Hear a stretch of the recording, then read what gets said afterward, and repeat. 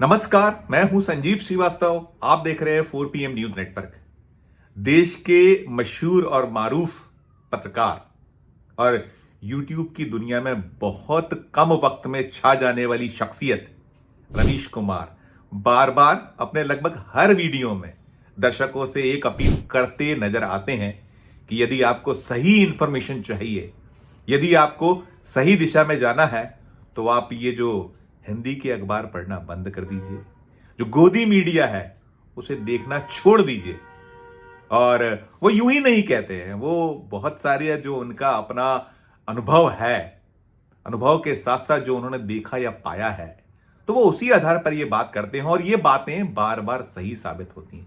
मैं आज बात करने जा रहा हूं ऐसी ही कुछ कि क्या कुछ रोल हो गया है जो ये जिसको पढ़ना बंद कर देना चाहिए, ये अपील करते बार बार नजर आते हैं रवीश कुमार, या वो कहते हैं कि गोदी मीडिया देखना छोड़ दीजिए, तो यूं ही नहीं कहते।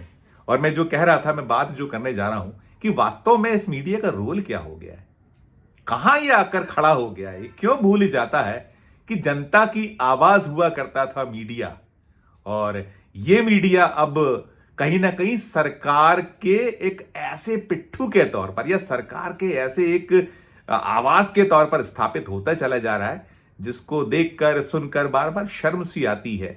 लगता है कि किस जगह आकर आप खड़े हो गए, क्यों नहीं आप जनता के जो सवाल है, जनता की जो बात है, अपने मीडिया में क्यों नहीं करते। और अभी मध्य प्रदेश में जो मुख्यमंत्री हैं मोहन यादव, उन्होंने अपने 1 साल का कार्यकाल पूरा किया है। 1 साल का कार्यकाल जब पूरा होता है तो बेशक बेशक ये एक पर्व के तौर पर हो जाया करता है, जो ये गोदी मीडिया है, चैनल हैं, उनके लिए भी, और जो ये जिन्हें रवीश कुमार जी कहते हैं पढ़ना बंद कर दीजिए, उनके लिए भी। तो अभी जब साल पूरा हुआ, ये जो विपक्ष है मध्य प्रदेश में, तो उन्हें कहा जाता है पर्ची वाले मुख्यमंत्री, और ना केवल वो बल्कि देश में बहुत सारे ऐसे सूबे हैं, राजस्थान, वहीं पर्ची से वो फैसला हुआ था, पहली बार के विधायक को वहां मुख्यमंत्री पद मिला है। ऐसा गुजरात हो चुका है, कई सूबे हैं बीजेपी में जो मोदी शाह की भारतीय जनता पार्टी, और मोदी शाह तो अब वो पर्चियां रुक्का खोलते हैं और जिसे चाहे मुख्यमंत्री पद, जिसे चाहे जो पद दे दिया जाता है, अपने खुद के दल में हो या दूसरे दल से आए हुए लोग हों। बहुत सारी इसके लंबी फहरिस्त है, मैं उस सब पे नहीं जाऊंगा। मैं तो बात मूल इसी पे करूंगा जो रवीश कुमार कहते हैं कि अभी जब साल पूरा हुआ है मध्य प्रदेश के मुख्यमंत्री के रूप में मोहन यादव को, तो एक सिलसिला चला हुआ है। तमाम समाचार पत्र उनके बड़े बड़े इंटरव्यू छाप रहे हैं, जो रीजनल चैनल्स हैं उनमें इंटरव्यू हो रहे हैं, अलग अलग जगहों पर चल रहा है सिलसिला। कुछ जगहों पर हो गया है, कुछ जगह हो रहा है, आ रहे हैं लगातार। और जब उन्हें देखिए या उन्हें पढ़िए तो मायूसी होती है। और ऐसे बड़े बड़े अखबार, जो देश के प्रमुख सबसे बड़े अखबार, दैनिक भास्कर की बात करूंगा, दैनिक भास्कर, उससे बड़ा अखबार अभी हिंदुस्तान में हिंदी का तो दिखता नहीं है, नजर नहीं आता है, हर तरफ उसकी पहुंच है, पैठ है। उस अखबार में जब इंटरव्यू देखा, लंबा इंटरव्यू है, बहुत सारे सवाल हैं, लेकिन एक भी सवाल कहीं देखकर नहीं लगता कि वो जनता का सवाल है, जनता की तकलीफ है, उसको लेकर पूछा गया हो। अब देखिए, सवाल यह है कि 1 साल में सबसे बड़ी उपलब्धि किसे मानते हैं। अब तो मुख्यमंत्री अपना बताएगा। उनसे पूछा जाता है कि जो आप वन महकमा है, जब आपका मंत्री चुनाव हार गया तो वो आपने अपने पास क्यों रखा हुआ है। ऐसा अनेक अनेक सवाल। अरे भाई, पूछिए कि रोजगार की स्थिति क्या है मध्य प्रदेश में। आपने जो वादे किए थे, ठीक है, आपने 1 साल से सत्ता संभाली है, लेकिन इसके पहले जो 20 साल का दौर है, वो 1.5 साल छोड़ दीजिए कमलनाथ का। 20 साल से तो वो जो 1.5 साल छोड़कर तो आप ही आप है ना।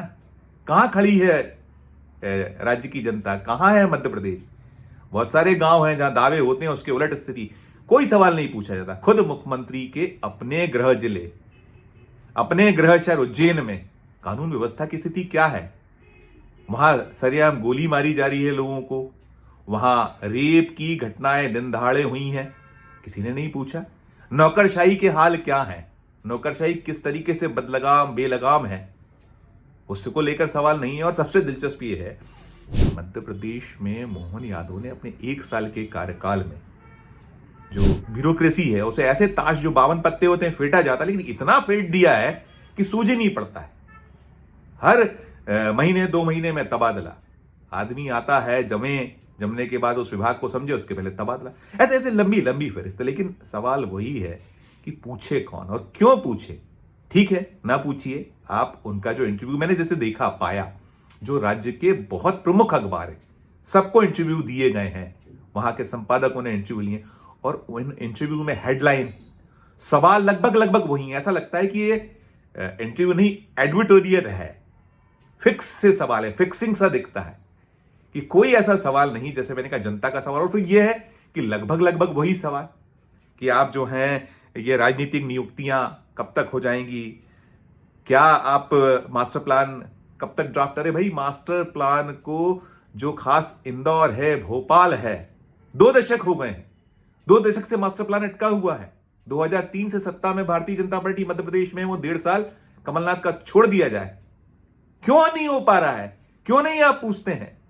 और जो कानून व्यवस्था की स्थिति, भारी भ्रष्टाचार, यहां जो चाहे वो नेता हो, अफसर हो, उनके खिलाफ शिकायतों का हश्र जैसा केंद्र में है कि जो संवैधानिक संस्थाएं उनके जो हाल पुरसाने हैं, बुरे हाल है, वैसा ही कुछ मध्य प्रदेश में है। अब लोकायुक्त हमें याद आता कि किसी बड़े अफसर, बड़े किसी जो मगरमच्छ होते हैं उनके छापे मारी हुई हो, ईओडब्ल्यू ने कभी कुछ किया हो, घटनाक्रम हो रहे हैं, शिकायतें हो रही हैं, लेकिन सब कोई उस पर नतीजा नहीं आता दिखता, कोई बहुत ठोस नहीं होता, खाली पड़े हैं पद। यहां जो मध्य प्रदेश में सूचना आयोग है, जिसको आप बहुत बवाल खड़ा किया करते थे कि सूचना छुपाई जाती है, वो रिक्त है लंबे वक्त से। बहुत सारे संवैधानिक पद खाली पड़े, क्यों नहीं भर रहे हैं साहब, क्यों नहीं आपको वक्त है हुजूर, सिर्फ हिंदू मुस्लिम करते रहिएगा। और ये जो सारे इंटरव्यू हैं, इन इंटरव्यू को देखने के बाद ये भी कहीं ना कहीं चुटकियां ली जा रही हैं, हो रहा है। जैसे प्रधानमंत्री नरेंद्र मोदी जी हैं, उनके इंटरव्यू हमने देखे हैं कैसे होते हैं। और एक और दिलचस्प बात बताऊं, मध्य प्रदेश में जब मैंने बात की 20 साल के दौर की, मैं लगातार 1986 से इस पेशे में हूं, जर्नलिज्म के क्षेत्र में सक्रिय हूं। और इस सक्रियता के दौरान मैंने देखा है, बहुत सारे मुख्यमंत्रियों को कवर किया, उनके कार्यकाल को देखा, उनकी कार्यशैली को देखा। और सबसे एक हैरत अंगेज बात रही, जैसे प्रधानमंत्री नरेंद्र मोदी जी मन की बात करते हैं, वो सीधे मीडिया से बात नहीं करते। आज तक उनकी कोई प्रेस कॉन्फ्रेंस हमने मध्य प्रदेश में देखा है। मध्य प्रदेश में जो 2 दशक 2003 से 2023, वो 2018 से, और जब सत्ता उनकी चली गई थी कमलनाथ की, वो छोड़ दीजिए 1.5 साल का कार्यकाल, अधिकतम समय यदि कोई रहा मुख्यमंत्री तो वो शिवराज सिंह चौहान रहे। 17 वर्ष के लगभग उनके पास मुख्यमंत्री पद रहा है 4 अलग अलग कार्यकालों में। कभी उन्होंने free for all press conference नहीं की, एक भी बार। शर्तों पर आते थे वो मीडिया के सामने, अपनी बात रखी और भैया आज इतना ही, आज इसके अलावा कुछ नहीं भैया। और अब एक और चीज हो गई है कि कभी कोई नेता से मुखातिब कराया जाए, यदि वो सीधे मुख्यमंत्री हो, तो वहां जिस तरीके से सरकारी हस्तक्षेप होता है, कौन सवाल पूछेगा, कौन नहीं पूछेगा, किसे मौका मिलेगा, किसे नहीं मिलेगा, चेहरा देख देख कर। यदि कभी संगठन कोई प्रेस कॉन्फ्रेंस कर दे, भारतीय जनता पार्टी की राज्य इकाई में कभी पहुंच जाए मुख्यमंत्री, वहां कोई किया जाए, तो वहां जो छुटभैये बैठे हैं, जिनके हाथों में कहते हैं ना कि बंदर के हाथ में उस्तरा मिल गया है, नहीं करने देते बात। देखा हमने यहां भारतीय जनता पार्टी की जो प्रदेश मुख्यालय पर अनेक बार कुछ प्रेस कॉन्फ्रेंसेस होती हैं, जिसमें ठीक है कि संगठन से जुड़े मसलों पर है, आए हुए हैं मुख्यमंत्री, आए हुए हैं डिप्टी सीएम, या कुछ विशेष मौकों पर की जाती है कि वहां संगठन के मंच से ये प्रेस कॉन्फ्रेंस होती है, लेकिन वहां बात नहीं करने दी जाती। मैंने कहा ना, वो जो बंदर के हाथ में उस्तरा, छुटभैये, जिनका काम बिल्डरशिप है, जिनका काम कहीं ना कहीं अपने जो हित पूरे करना है, वो राजनीति नहीं जानते, पत्रकारों को ठीक से नहीं पहचानते तो उन्हें पता है। अब तो ये हो गया है कि ये विरोधी दल का पत्रकार है, ये कांग्रेसी पत्रकार है, ये लेफ्टिस्ट पत्रकार है, ये तो पूरा है। तो यहां भी वही बीमारी है मध्य प्रदेश में, नहीं करने दी जाती है बात। क्रॉस क्वेश्चन का सिलसिला तो ऑफिशियल प्रेस कॉन्फ्रेंस तो पहली बात तो होती नहीं, free for all press conference. और होती भी है, यदि कोई ऐसी प्रेस कॉन्फ्रेंस कुछ मौकों पर कुछ 2-4-5 सवालों की इजाजत मिलती है, तो वो चेहरा देख के मौका दिया जाता है कि आप पूछ लो। उन्हें पता है कि ये अगर पूछेगा तो हेडलाइन दूसरी बन जाएगी, जो हम चाहते हैं वो नहीं हो पाएगा, तो वो होता है। तो सिलसिला वही। और मैं जो बात कर रहा था कि मोदी जी मन की बात करते हैं, प्रेस से बात नहीं करते हैं, और जब उनके इंटरव्यू होते हैं तो कैसे सवाल होते हैं। तो मुझे तो एक कमी खली, चाहे वो दैनिक भास्कर हो, पत्रिका हो, तमाम बड़े बड़े अखबार के संपादकों ने इंटरव्यू किए, लंबे लंबे इंटरव्यू किए, लेकिन बड़े महत्वपूर्ण, बहुत महत्वपूर्ण सवाल नहीं पूछे उन्होंने मोहन यादव से। क्योंकि इतने अच्छे इंटरव्यू जब उन्होंने किए, हालांकि वो रवीश कुमार की भाषा में तो कचरा कूड़ा इंटरव्यू है, वो कहते हैं ना कि आप ना पढ़िए, लेकिन उस कचरा कूड़ा इंटरव्यू में जो करना चाहिए था सवाल, क्यों नहीं किया गया मोहन यादव से सवाल। वो 3 सवाल तो मुझे बार बार खलते दिखते हैं कि वो तो पूछना ही पूछना चाहिए था, क्योंकि विधा तो वही है, जब चल रहा है तो वैसे ही हो। मोदी जी से पूछते हैं ना वहां पत्रकार, और भूल गए वो अक्षय कुमार जी का इंटरव्यू। तो यहां भी पूछना था पत्रकारों को कि मोहन यादव साहब, आप आम काट कर खाते हैं, चूस कर खाते हैं? मोहन यादव साहब, आप बटुआ रखते हैं कि नहीं रखते हैं? मोहन यादव साहब, आप इतना परिश्रम श्रम कैसे करते हैं? ऊर्जा कहां से मिलती है आपको? ये तो पूछना ही पूछना चाहिए था। इसके बिना मैं मानता हूं इंटरव्यू अधूरा है। और मैं तो रवीश कुमार जी का धन्यवाद करता हूं कि वो ये कहने की साहस हिम्मत रखते हैं, और हम लोग भी कहीं ना कहीं यही कोशिश करते हैं कि जब मौका मिले, हालांकि हम यूट्यूबर्स को, या हम जब सक्रिय जर्नलिज्म में रहे, इसलिए छोड़ना भी पड़ा कि अब दौर नहीं बचा, अब तो मैनेजर्स हैं। एक दौर में हमें संपादकों के नाम से हमारे संस्थानों को जाना जाता था, संपादक सब कुछ होता था। अब तो सब कुछ वहां एक जो है सीधे मालिक, और मालिक के अलावा प्रबंधक की भूमिका में है संपादक। संपादक को वो अपने नाम के साथ अपने संस्थान का नाम लिखना पड़ता है। नहीं जानते उसको लोग, नहीं पहचानते उसको लोग, तो जब हंस रही है, कुएं में भांग घोल दी गई है, और जब मोदी जी अवसर नहीं देते तो फिर भाई ये मुख्यमंत्री गण क्यों देंगे? और मुख्यमंत्री के जो सवाल थे, उन्होंने भी वैसे ही कहा, ऐसा लगा अमित शाह बोल रहे हो। अमित शाह की आत्मा हर मुख्यमंत्री में है, क्योंकि अब आप विज्ञापन दे रहे हैं, हम गोदी मीडिया है, हमें चलना है, हमें रहना है। अगर हम आपसे अगर उल्टा सवाल पूछ लेंगे तो हमारा पद रह पाएगा नहीं रह पाएगा, ये भय भी तो सब में है। तो वो भी ऐसे ही पेश आते हैं। उनसे पूछा गया था तो उन्होंने कहा जब हम करेंगे तो पता चल जाएगा आपको। जैसे हम जब अमित शाह से सवाल होते देखते हैं, राहुल कमल जब सवाल करते हैं तो क्या कहते हैं, यहां हम डिस्कस करेंगे, आपको बताएंगे। लेकिन ठीक है, वो उनका अपना तरीका है, लेकिन हर आदमी राहुल जो कमल को जैसे जवाब देते हैं, ये जो अमित शाह, वही अंदाज है।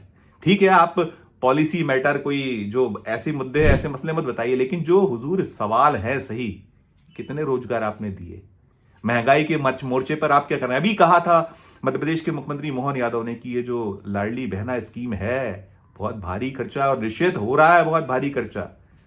1500 करोड़ रुपए महीना हर जा रहा है लाडली बहनों के नाम पर, 18,000 करोड़ के आसपास का बोझ हर साल। वो कह रहे थे हम भरपाई इसकी कर रहे हैं, हमने इसका तरीका निकाल लिया है। पूछा गया क्या तरीका है, वो नहीं बता पाए मोहन यादव। तो ये जवानी, जवा खर्च, लफबाजी, ये, और फिर इसके अलावा आपके नंबर्स तो फिर बार बार मैं कहता हूं ना, वही पड़ रहे हैं। हिंदू मुस्लिम आप कैसे बांटोगे काटोगे करके अपनी राजनीतिक रोटियां, अपने नंबर बढ़ा सकते हो, चाहे वो राष्ट्रीय स्वयंसेवक संघ हो, भारतीय जनता पार्टी का आला कमान हो, मोदी शाह साहब हो, तो वो सब चल रहा है। कौन पूछेगा, कौन देखेगा? और मीडिया की हिम्मत अब नहीं है। जो गोदी मीडिया, जो कई तो हमारे साथी उसे गटर मीडिया भी कहते हैं, हम नहीं कहते, सबको अपना हमारे साथी हैं, उनकी अपनी मजबूरी हैं, कठिनाई हैं, लेकिन हुजूर कुछ तो साहस दिखाइए, कुछ तो जनता के प्रति अपनी, जो वो आपका अखबार खरीद रहा है या आपका चैनल देख रहा है, उस टीआरपी की बदौलत आपको विज्ञापन मिल रहे हैं, थोड़ा बहुत तो निभाना चाहिए। मत निभाइए पूरा, 100% ना सही, 50% ना सही, 40% ना सही, लेकिन 20, 25, 30% कहीं तो निभाने का धर्म दायित्व होता ही है ना। थोड़े कठिन जटिल सवाल पूछ लीजिएगा, पद ही जाएगा, कहीं और नौकरी मिल जाएगी। अगर आप में दमखम है तो चिंता ना करिए, कोशिश करिए, प्रयास करिए। तो इस वीडियो में फिलहाल इतना ही। हम फिर किसी नए विषय, किसी नए मुद्दे के साथ आपके समक्ष हाजिर होंगे। हमारा जो अंत में अनुरोध होता है कि हमारे चैनल को लाइक कीजिए, सब्सक्राइब कीजिए, ज्वाइन का बटन ना दबाए तो ज्वाइन का बटन भी दबाइए। और ये जो थोड़ी बात कटु थी, कड़वी थी, मेरे साथियों को तो अच्छी नहीं लगेगी। ये जो बड़े बड़े अखबार हैं, उन साथियों के निशाने पर आऊँगा, लेकिन परवाह नहीं है, होता रहे, क्या होगा, वही होगा जो मंजूर खुदा होगा, उसके अलावा तो कुछ होगा नहीं। तो ज़रूर कमेंट कीजिएगा जो मैंने बात रखी, इसे लेकर आपका अपना क्या सोच है, क्या आपका नजरिया है, हमारे वीडियो कमेंट बॉक्स में जाकर कमेंट कीजिएगा। प्यार और स्नेह बनाए रखिए और देखते रहिए 4PM न्यूज़ नेटवर्क। धन्यवाद, नमस्कार।